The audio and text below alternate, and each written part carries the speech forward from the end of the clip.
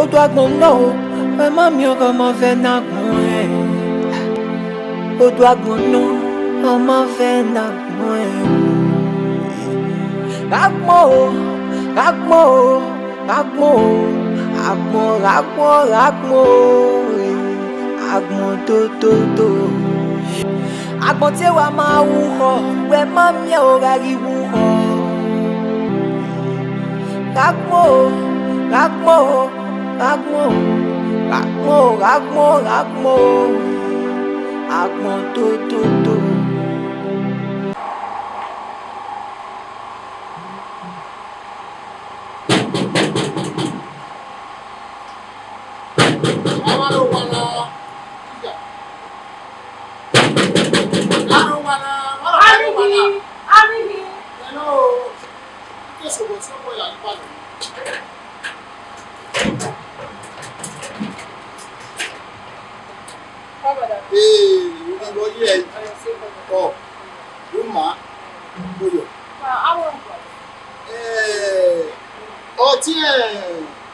Osimani maba awon na Lusimina no wi ma fi ya Brother Matthew iyo yin oge ni ma ye de yo mebe yan ma ba mu na imi otun ina wa me na we do not as we awe o wa na o okay we do that no ga le Benin re de ro di pe Jennifer te sister pa meno o isa wo ye o yo o be ba ya yo ru wa yen do mi to mama, Obama.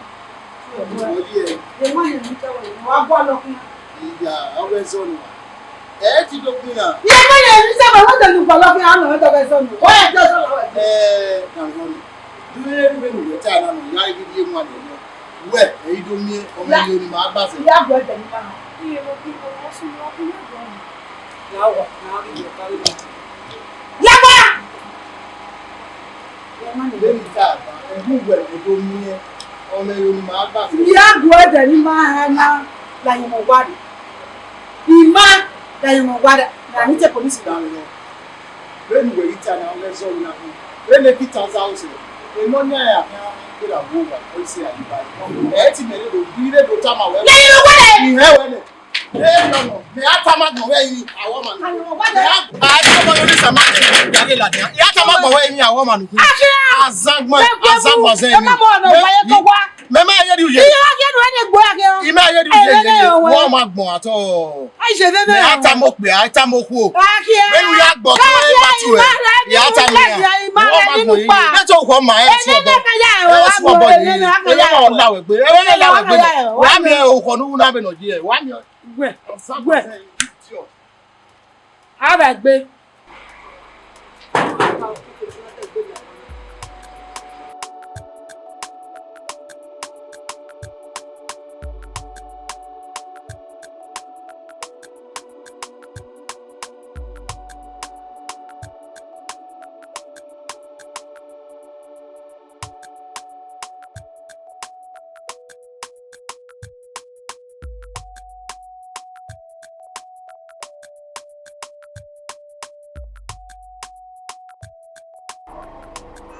Ima, ego wa ti owo kan ma so. Ima.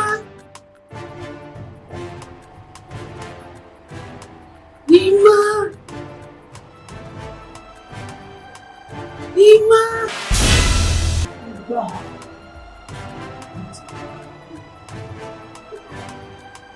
That is not so. Emi ada ko le so. Nga we ebi bi ara ga bo ni ye abege ni ma mu do ta wa ni bara mo bi ni le bi ya ta mo ko ni le ata mo ko eni ne bi na ya ni e ke mi ya ji mo ya mo ni le ata nda amiga fo ti o ni le ya ko eni ne ya ni so obo paro mo bi ami e fa obo paro mo bi ami e fa eni lo paro mo ga meti mi e fa le ni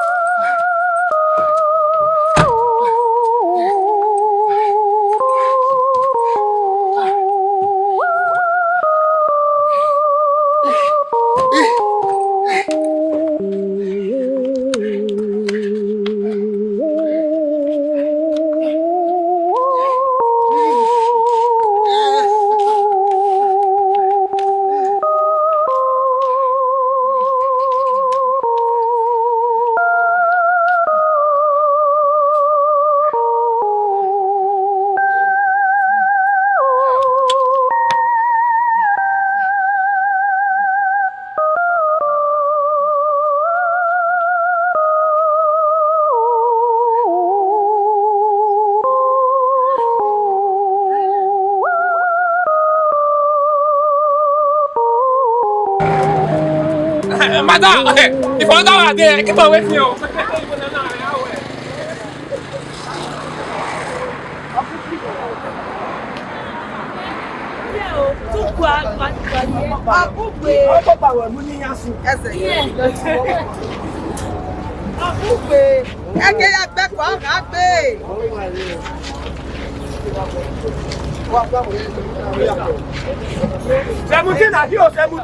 Oh yeah.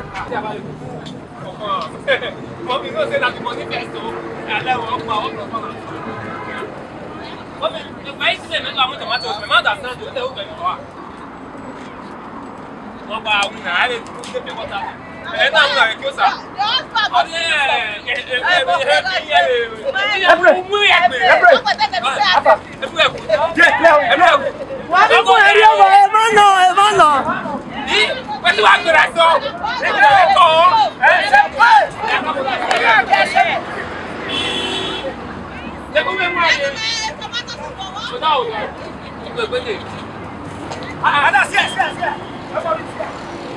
Oh yeah.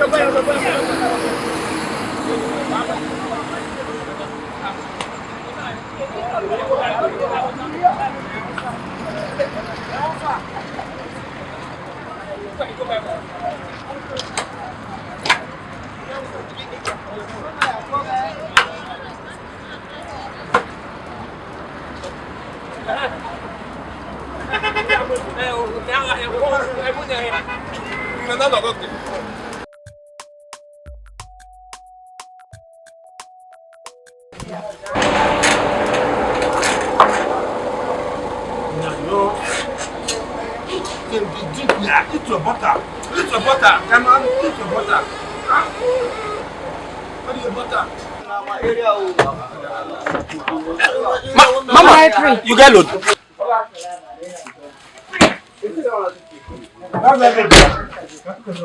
I not get load now.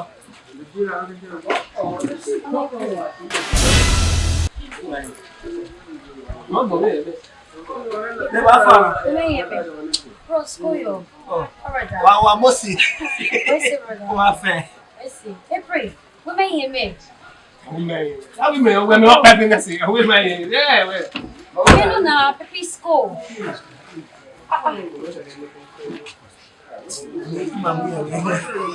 Comecei Exco. Kisna, Meno. Kisna, where you are? Melona.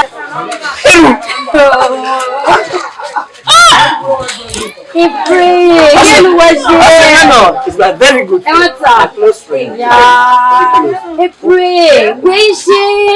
Niki gwalo we na be gwalo gari ogweru gwabozo yise bani byonse byansavuwe mamyewe ina be yari kinwa we mi na masopa ima be myewe we waje wale hia osie bravo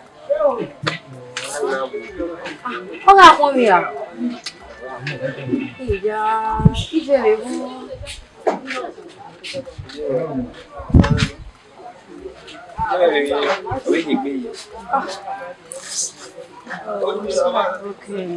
Obi akun mi. Eu we poison no sha. Ije o. Ha. Akun we gbegbe. Ire be mi. Ko. We yuna. Ginu waje, pe wo ginu waje, wa si ame. Wono ti wa mo se. Wona fi alele. Ha. Abre, I when you meet wine. Where you now? Yeah, mamu. I say now no we ma do there. O ma wona su, e worry me ya mama. Le le ga ruwa. E da ke we bore na. Na, ya ruwa, le me ruwa. Mi ama. Oh, wese oda. Wese lari. Na mo to pray. Na mo to. Ko. Solo. Afa me no sumo e gbe wi baro abi wa. Okay. Epe, ino mi ala arewa. Yeah, the man we are disappointing me. Me when we fucking me up. We get me. I won't kill that guy with that. Oh, ìwà gbogbo wá mi ò wẹ́ bó ní kí bọ́ọ̀lù wẹ́ bó ní kí bọ́ọ̀lù wẹ́ ìyá kọ́ very sorry ó gé láti ṣe ẹni nígbà mi tó sùn ẹ̀wọ̀ rẹ̀ yà mọ̀ ayé sì lè rú pépí squad tí ẹ̀ rẹ̀ ẹ̀nà ayé bọ̀ sábà yẹ pé mi nà ọ̀rẹ́ wọ́n ẹ̀ pépí squad èmi àwa fi wèrè náà ẹ̀wọ̀ rẹ̀ mọ́. E worry, don't have to need.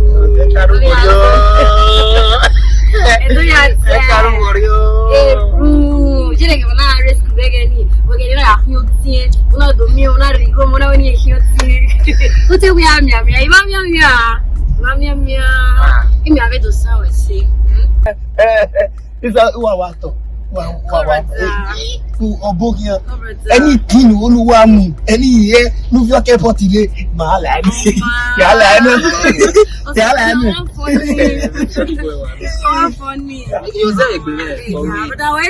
He's my very good friend, my very tight friend.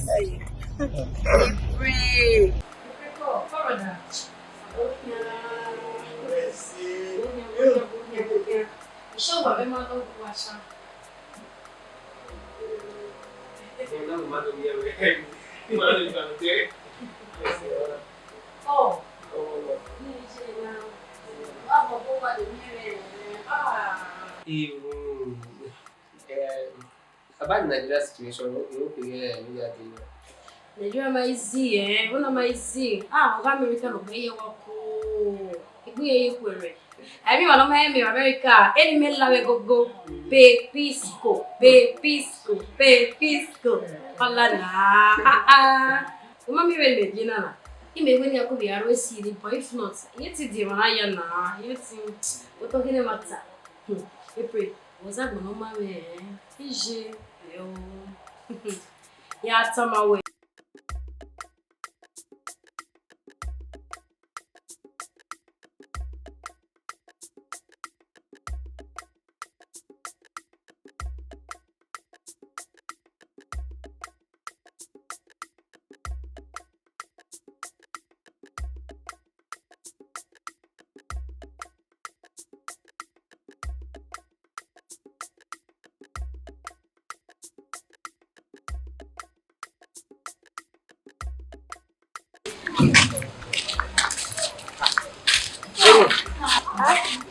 Oh yeah. O Benin não vem, querido. What que é isso? O que tem? Posso não ver?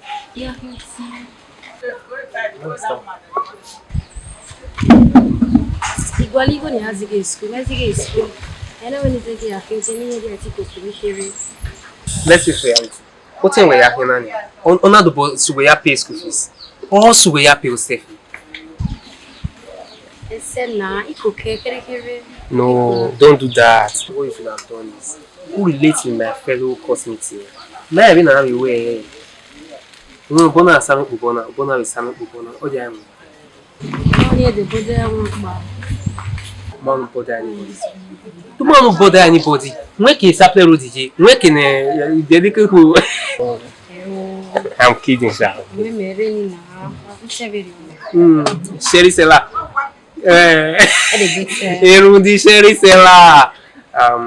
By God's grace, I accept with the deals. On one condition. Okay, no. Who promise you anytime we have this stress up? Who go man? I don't go for now. It's not fair. Oh man, let's see. You tell me I'm without. But you know what's one. So that I can do one or two transfers. Yeah. And then why we going in the prayer? No, any had catch you. He withdraw the money. We kill a motor and making an aware this American lottery. No, we will try lucky me. If you try lucky me, now I like America. My brother, yeah, somewhere. And there, a room, a gun, and way. Yo. Sister now. Why be my? Where betale na? Batale. Mama, a very good person who are you. We see. Honest. We see. We are doing well. We see. If you know what me, we Osimena, the destiny power. You know, you was a good number, brother. You are a very, very kind person. Very good person who are you. Yes, it's okay. Even if we hear me, we about me, Queen, Osimena, or help you. You will get in a video, because who may pay, sis. Oh, I want to follow up. You appreciate me. I'm promoted me. Any apple were fucking up. We're not funny, baby. I cannot be. We're not funny, baby. Never know about the train. We were there together. Okay.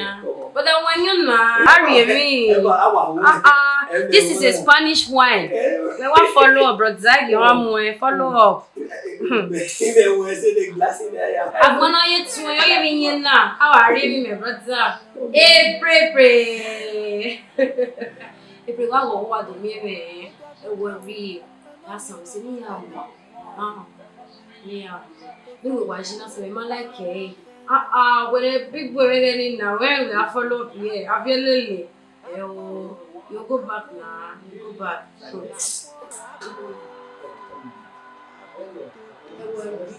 Really, why we were now? It's in the car with me. In our house, in our house, pray.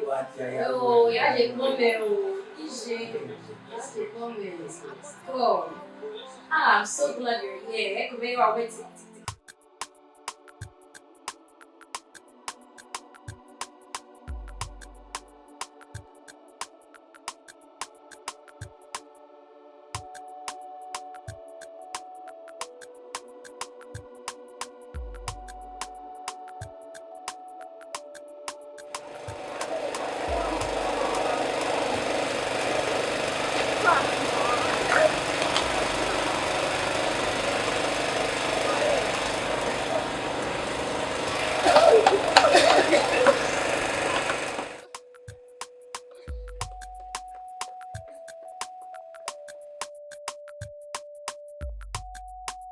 Business in the morning, those pushing of food, the roll, dinner, equally working, I make work with you for that sort of it.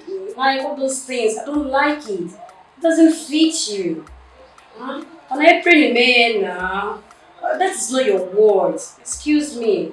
Only when now. When we talk service, we they always say, I don't want to take the pisco. We not here. No, not here. Of my way, no so, man. You know what I'm aware of here. I'm only taking a solution with zero. The business in the UK you are doing, you know about over here.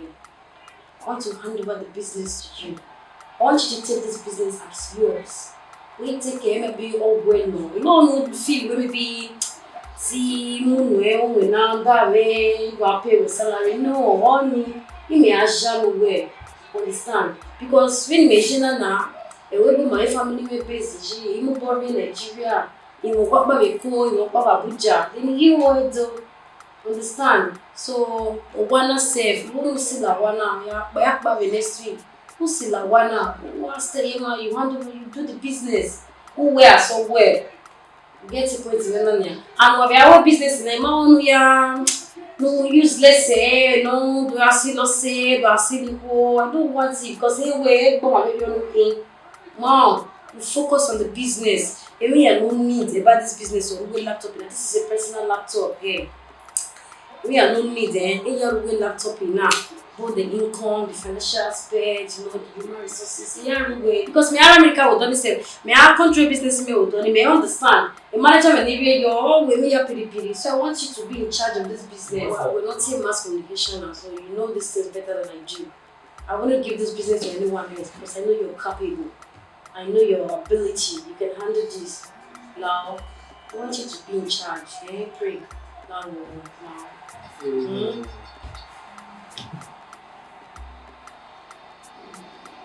Igual Manager, I got plans. Plans. So also me also man. I want to make sure I stand as a man. Okay, no. We are pushing me by see the key. Why we are also working and working. What's your name? Yeah, Lao. Imani, Egbo wena. You're bigger than that. Okay, I mean any man, I don't go with me. Nyani university go. Who you are make stress no me I can't be here. Te wa fa be here. No na. I pray. Imani on you. You're bigger than that now. Mean is this? Mean is it? Ha. Right from my high school. I take you as more than a friend. Yeah. You did it well, but I never told you. Okay, matter. I do love you about. So, okay, I want to be in charge of this, be in charge of that, any business. And your weight is not also my business. Any main need for me is your heart. I want to get married, so I love you. I pray. Where could take the very now? Na. The family in America yaji. You matter ma wo e dere. Una no me go ta for when we not so na say go be. You mother na I'm married. Got 2 kids. Married and pray. Only my wedding man y'all say. Everywhere all you run me project. Who you not see me? Now we pray. One night talking me to go the computer man. The complaints or who way understand. You want to change your lifestyle, you be a better person. Yeah, America don't stress you. Yeah, do but when I trust if you what babeko, you want Abuja. Only room here be Isha. Now we pray now. Yeah. From me worry you. You pray. Yeah. Yeah. You know, Baron, I understand. You have no pay manager, no making nice play. You have become my own. That way, you are not in charge of it. So you can take control. You pray. When we settle down, FYO. Come. But the big way, where are you going? Me. Now, I said, we only me. I want me test. I only me. I tell you, what's the matter with banana? On the settle down.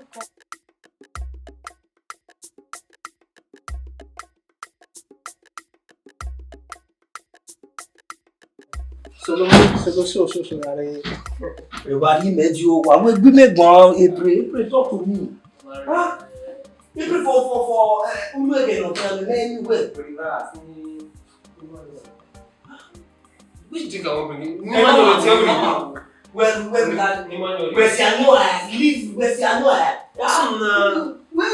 am betray me? Me don't feel like you betray me.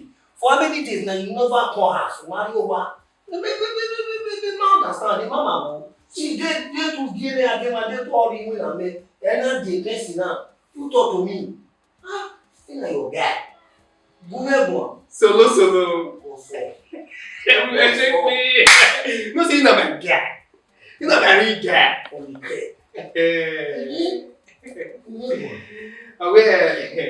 When I need you, it is young.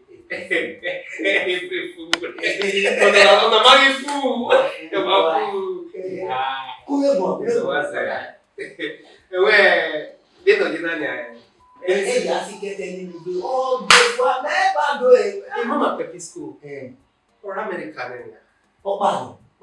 Your man is telling me. Papa.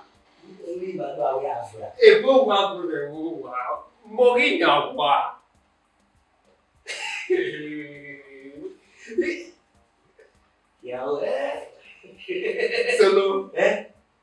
A company away. Me. Managing director. Company away. In here, what time giving no zero. Double, if you I'll give approval, it give account. But where a family in so many things a way board being here do we now. Waiting you are compensating. Yes, and you are if that I didn't have it for nothing. Oh, mind your company now. Mind your father. Congratulations. Easy. Uso be more way. Easy. Uso. God, you are wonderful. Where say Baba?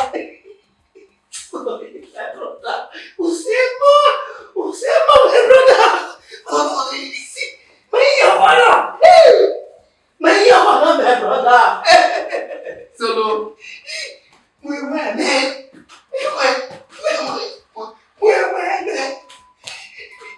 You, God. Oh, God. Hey, it's any everywhere, man. Always there. You always there any everywhere. Solo. Don't find my baby. Mama, our house. Hey, who you are taking now? Take a person now. Take a person. Make we go give the inch here. We forget any year. The mama papi's go back. We are not in charge of this. Woga, my second in command. Moya said he go no longer in company. Forget it. When era, he am where or said he go where would he cash near cash. I said it. Who was it, my brother? Say. One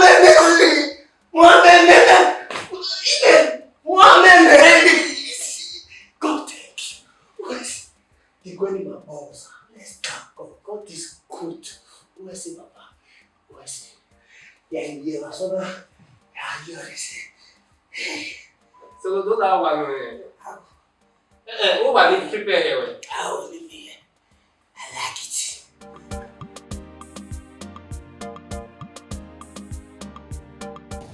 Kọ̀lébé wá o, kwẹ́kwẹ́. Mẹ́ẹ̀nà o, kwẹ́kwẹ́. Wáyé bẹ́ẹ̀ kwẹ́kwẹ́. Ìyá Abíọ́kì yé gbé kwẹ́kwẹ́.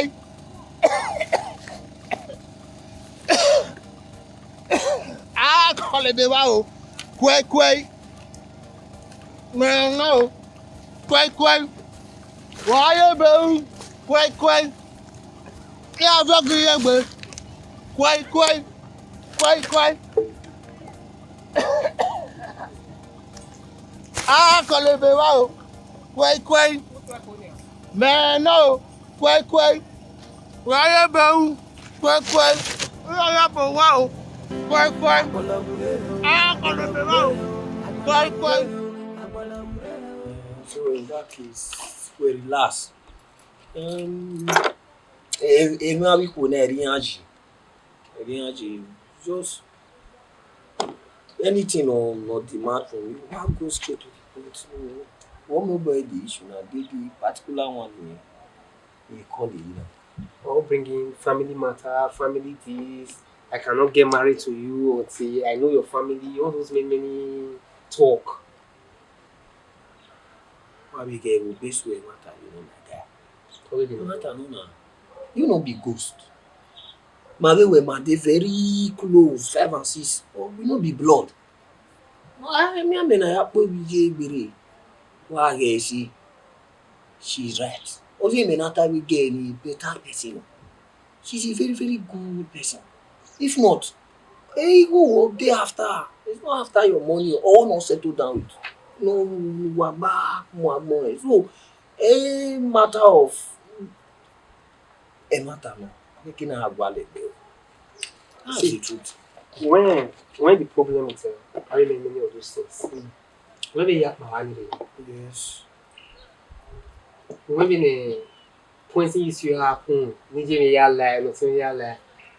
Understand? You know. So when we need a way, when as in when my hair push away by the way. Yes. Remember all those many stress. Yes. Okay, now when me so I go really away after. Yes. Unwege akin aja ni na gbona na mi egbe e ado amu mi opade amu ewo. I'm getting married to this girl and she's getting married to me, not my family. Yes. You understand? Yes. Uwe eden wa du bi on em. E wo ori obo we la jan. Oh we akin akaye ikegbe. It is your family, my brother. I have no problem with me. When I say what you na me work keyeke. Na me again yin no tana. Oh bros, make e ba mu dia wa ni we do. A friends are where we shall say me ya him. No forget issues. The only thing is of a truth we no jina ma make ni achi. Go and look for them. I told them, I already told them, I like him. Oh, yeah, go and look for. I go and bros, we cheap. They that guy blue is a ring le do na yaw. Ah blue eh. They go map and ya gwalian. Ah gwalian. We come down, we like moto na ya.